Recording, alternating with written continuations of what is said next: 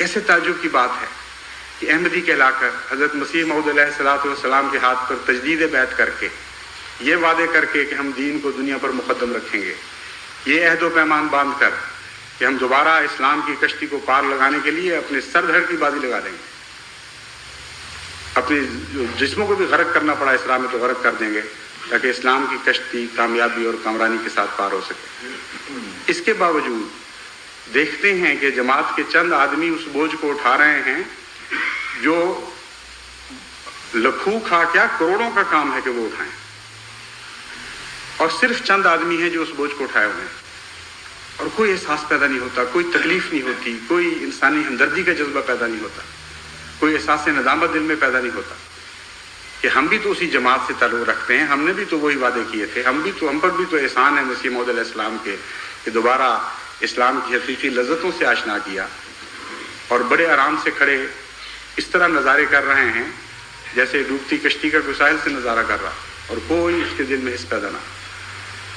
تو ایسے بھی نظارے میں نے دیکھے، پھر ایسے نظارے بھی دیکھے اخلاص کے اور محبت کے کہ جب کوئی تحریک کرتے تھے تو وہ جن پر سب سے زیادہ بوجھ تھا وہ سب سے بڑھ کر آگے اپنے جان و مال پیش کرتے تھے، اور بے قرار تھے کہ کسی طرح ہماری قربانیوں کو قبول کیا جائے۔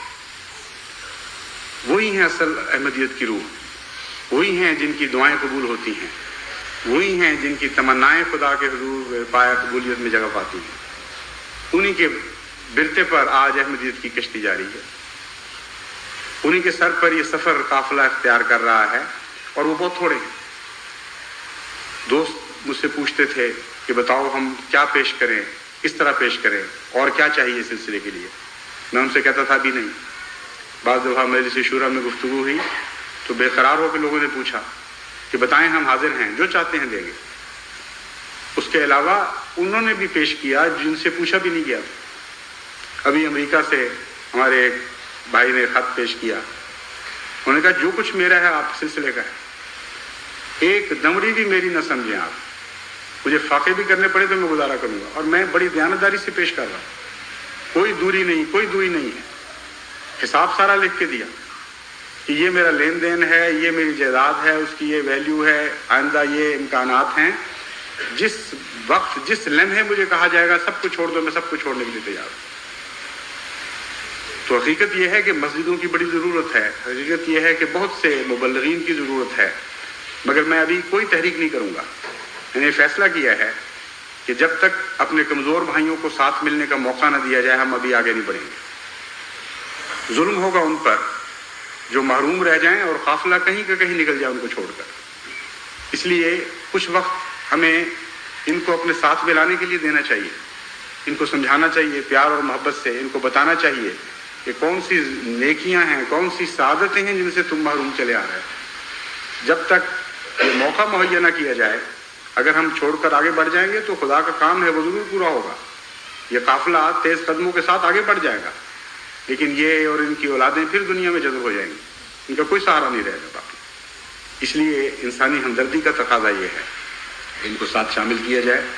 اس لیے وہ سارے جو آج اس خطبے میں شامل ہیں وہ اپنے اپنے ماحول میں جا کر اس بات کے مبلغ بنے، پہلے جو کمزور ہیں، جو خدا کی راہ میں خرچ سے ڈر رہے ہیں، ان کو بتایا جائے کہ تم تو محروم ہو رہے ہو، نیکیوں سے بھی محروم ہو رہے ہو، خدا کے فضلوں سے بھی محروم ہو رہے ہو، اس دنیا سے بھی محروم ہو رہے ہو جس کے پیچھے تم پڑے ہوئے، تمہارے رکوعوں میں برکت نہیں رہے گی، تم اپنی اولادوں کی خوشیاں نہیں دیکھ سکو گے، ان سے محروم کیے جاؤ گے، تمہاری آنکھوں کے سامنے تمہاری لذتیں نکل جائیں گی دلوں سے، اور ان کی جگہ غم اور فکر لے لیں گے۔ یہ تقدیر ہے ان احمدیوں کے لیے جو احمدیت کو چھوڑ کر دور جا رہے ہوتے ہیں، یہی ہم نے دیکھا ہے ہمیشہ۔ اور جو خدا کی راہ میں قربانی کرتے ہیں اللہ ان کی قربانی نہیں رکھا کرتا۔ کون سا قربانی کرنے والا آپ نے دیکھا ہے جس کی اولاد فاقے کر رہی ہو؟ حضرت مسیح موعود علیہ الصلوۃ والسلام کا خاندان دیکھیں، خدا نے فضل کیے ہیں، مگر اس وقت تک یہ فضل ہیں جب تک کوئی سمجھے کہ کس کی بنا پر ہیں۔ اگر کسی دماغ میں یہ کیڑا پڑ جائے کہ میری کوشش ہے، میری چلاکی ہے، میرے ہاتھ کا کرتب ہے، تو بڑا بیوقوف ہوگا۔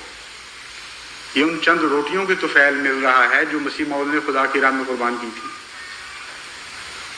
ابھی نبوت بھی عطا نہیں ہوئی تھی تو جو کچھ تھا خدا کو پیش کر بیٹھے تھے۔ یہ اسی کا صدقہ ہے جو کھایا جا رہا ہے. صرف وہی نہیں، سینکڑوں احمدی خاندان ہیں جو اسی قسم کی قربانیوں کا پھل کھا رہے ہیں. ان کے والدین نے، ان کے ماں باپ نے بڑے بڑے مشکل حالات میں گزارے کیے. جو کچھ میسر تھا، جو کچھ بچا سکے، وہ خدا کے حضور پیش کر دیا. اور آج اولادیں ہیں کہ پہچانی نہیں جاتی کہاں سے آئی تھیں، کہاں چلی گئیں. ان کے پیچھے رہنے والوں کو دیکھیں جو محروم تھے اس وقت قربانیوں سے. ان کی شکلیں اور ہیں، ان کے ماحول اور ہیں، ان کی عقلیں اور ہیں، ان کے علم اور ہیں. اور اللہ تعالیٰ کی راہ میں قربانی کرنے والوں کی اولادوں کو خدا نے اتنی برکت دی. مگر پہچاننے کی ضرورت ہے، احساس کی ضرورت ہے. جب تک یہ احساس زندہ رہے گا یہ قافلہ آگے بڑھتا رہے گا.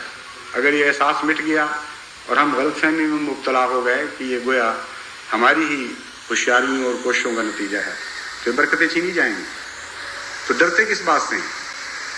خدا کی راہ میں دینے والے کبھی خالی نہیں رہے. رازق وہ ہے، وہ تو محبت اور پیار کے اظہار کے طور پر آپ کے دلوں کو پاک اور صاف کرنے کے لیے آپ سے مانگتا ہے. اللہ غنی وانتم الفقراء، قرآن کریم فرماتا ہے. اللہ تو غنی ہے، اسی نے تمہیں سب کچھ دیا. تم پیدا بھی نہیں ہوئے تھے تو اس نے تمہارے لیے سارے انتظام کر دیے تھے. ساری کائنات کا مالک ہے، اس کے خزائن کبھی ختم نہیں ہوتے. اسی کی رحمتوں اور برکتوں کے طفیل انسان رزق پاتا ہے اور رزق سے برکتیں حاصل کر سکتا ہے. ورنہ ایسے رزق والے بھی ہم نے دیکھے ہیں کہ دلوں میں جہنم لیے پھرتے ہیں، کوئی رزق ان کو فائدہ نہیں پہنچا سکتا.